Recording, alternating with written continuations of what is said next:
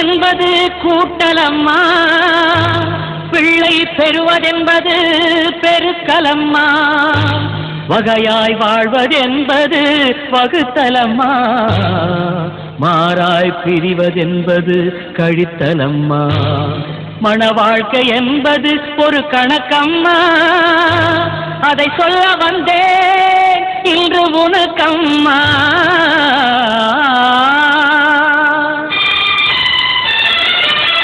கல்யாணமாயிரங்காலத்து பயிரம்மா, கட்டுனவன் பொண்ணுக்கென்றும் உயிரம்மா.